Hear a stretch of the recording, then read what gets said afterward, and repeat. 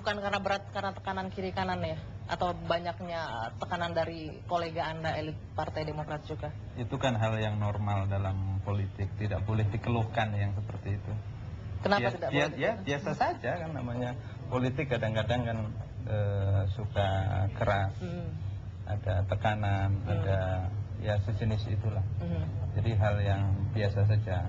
Tapi, sama juga kan Mbak Anggia itu tugasnya sebagai wartawan itu tekanan waktu dan tidak boleh mengeluh dengan nggak boleh mengeluh. Kalau ngomong-ngomong soal mengeluh, saya jadi ingat nih ada juga orang elit politik yang juga suka mengeluh, sedikit mengeluh, sedikit curhat, nggak gitu ya?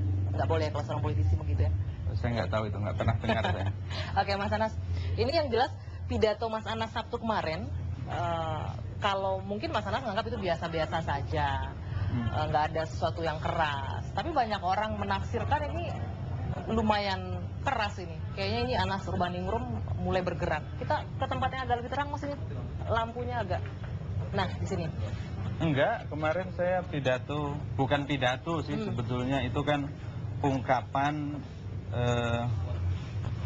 perpisahan lah ya, kira-kira. Itu kan ungkapan saya menyatakan berhenti sebagai ketua umum. Bukan mundur ya, berhenti ya? Ya, berhenti sebagai ketua umum. Tentu untuk menyatakan berhenti. Kita akan lanjutkan perbincangan Dwi Anggia dengan Anas Urbaningrum di segmen kami selanjutnya di Apa Kabar Indonesia Malam. Kami jeda dulu.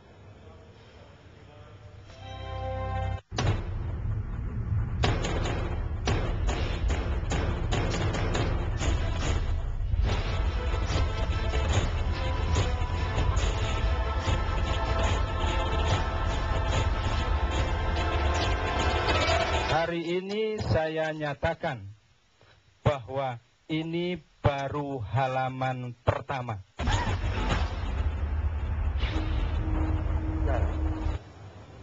Kembali di Apa Kabar Indonesia Malam, kami nanti masih akan menghadirkan perbincangan ataupun wawancara Dwi Anggia dengan mantan Ketua Umum Partai Demokrat Anas Urbaningrum. Tapi masih bersama saya di sini ada Bang Yani. Bang, kalau misalkan teman-teman tim UAS melihat apa sih yang bisa digali dari seorang Anas Urbaningrum untuk kasus Senturi? Tadi saya kemukakan bahwa kita itu yang belum selesai menurut pandangan saya adalah aliran dana.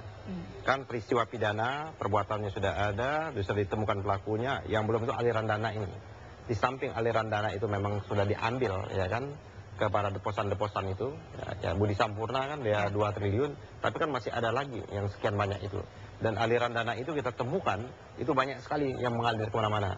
Nah, yang kesulitannya pada waktu itu adalah PPATK tidak bisa menembus lapis itu, karena banyak sekali yang... Tapi yakin Anas memiliki informasi itu? Karena dikhawatirkan juga, jangan-jangan ini hanya gertak sambal saja di awal. Ya, saya kira Anas kan tidak tipologinya orang yang meletup-letup, ya kan. Ya, kalau saya kan orangnya tipologinya kan ya meletup-letup lah seperti itu kan. Kalau Anas kan tidak tipologi yang seperti itu. Oleh karena itulah, sebelum kita memanggil beliau itu ke rapat tim UAS terbuka di DPR, agar efektif dan memang ada optimal dan maksimal nanti, maka kita akan menjajaki dulu. Kira-kira apakah yang dikemukakan oleh Yudi Karstiadi itu betul-betul mengetahui atau tidak? Atau sama pengetahuannya dengan pengetahuan kita? Kalau sama pengetahuannya dengan pengetahuan kita, itu berarti sudah selesai, tidak perlu dipanggil. Tapi kalau ada, ini ternyata aliran dananya ada loh.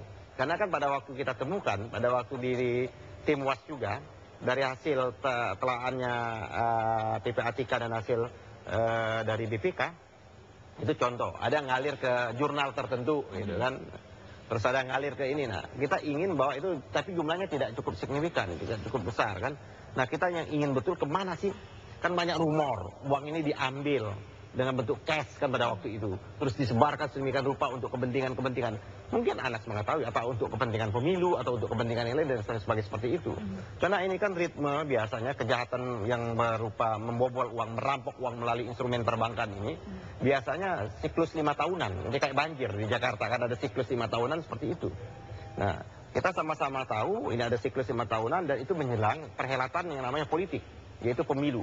Nah, apakah betul Anas mengetahui? Jangan-jangan ada aliran-aliran ini mengalir kepada partai-partai tertentu, contohnya seperti itu. Keyakinannya cukup luar biasa, tapi apakah mau? Itu belum tentu. Oh ya, belum tentu kita makanya oleh karena itu, daripada kita memanggil ternyata hasilnya juga tidak optimal dan maksimal, maka kita melakukan ini namanya pendahuluan dulu. Kalau riset ini riset pendahuluan. Tapi di luar itu Anda sudah ada komunikasi belum kalau Anda pribadi dengan Anas Urbaningrum? Saya sudah lama sekali saya tidak berkomunikasi beliau. Dulu saya berkomunikasi beliau ini di Senturi kita berkomunikasi. Tapi sejak beliau menjadi ketua umum, ya kan Demokrat, nyaris saya tidak pernah berkomunikasi. Oke, berbicara mengenai komunikasi kita sudah tersambung lagi dengan Dwi Anggia. Saya langsung menyapa Dwi Anggia. Dwi Anggia, silakan. Ya, Vira, kita balik lagi ke Mas Anas di sini. Mas, kita sambil duduk di sini boleh ya? Boleh. Jadi, Anda bilang tidak ada yang keras dari pidato Anda hari Sabtu kemarin. Tapi banyak pihak yang menilai, ini banyak pengamat. Semua masyarakat awam pun melihat bahwa ini cukup kencang ketika Anda bilang. Apa itu? Ini baru halaman pertama, masih ada halaman berikutnya. Tapi yang ingin saya tanyakan dulu, di kalimat terakhir Anda sebelum akhir pidato, saya siap menjadi sahabat bagi semua kader Partai Demokrat. Ada juga mungkin yang tersirat karena Anda kan berbicara tidak selalu tersurat nih, banyak tersiratnya. Jangan-jangan ini seperti saya masih siap bersama teman-teman milih mau bersama saya atau di pihak yang berseberangan saya, begitu nggak? Selama ini saya memposisikan teman-teman itu sebagai sahabat. Saya memang ketua umum, tetapi pola interaksi saya itu sebagai teman, sebagai sahabat. Dan itu yang ingin saya jaga, agar persaudaraan, pertemanan, persahabatan itu terus berjalan apapun situasinya. Namanya sahabat itu kan tidak terputus oleh waktu, oleh kondisi, apapun oleh ya kondisinya. Artinya persahabatan Anda dengan Pak SBY, dengan Sekjen Anda Ibas, dengan Majelis Tinggi petinggi elit semuanya saya berharap masih terjaga. Ya. Masih terjaga, harusnya ada komunikasi yang terjaga juga dengan Ketua Dewan Pembina, dengan Sekjen Anda. Sudah ada komunikasi sampai saat ini?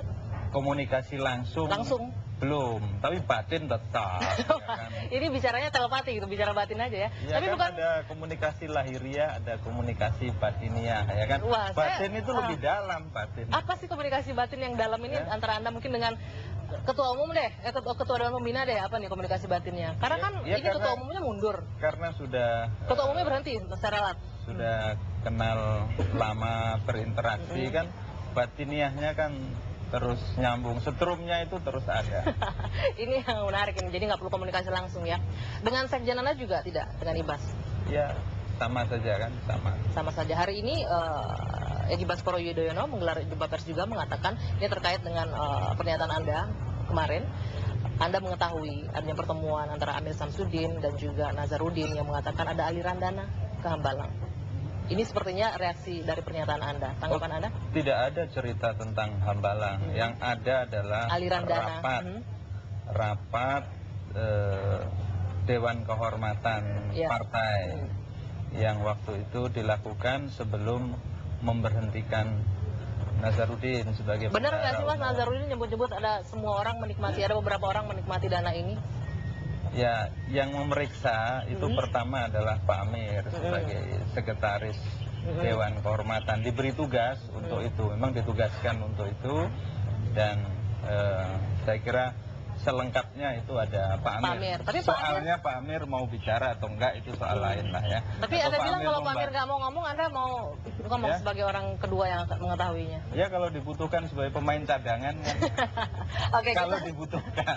Oke, Mas Anas, kita lanjutkan lagi nanti usai jeda. Ini terkait dengan Anas bayi yang tidak diinginkan kelahirannya. Itu nanti kita jeda dari sini. Apa kabar Indonesia Malam kembali saat lagi.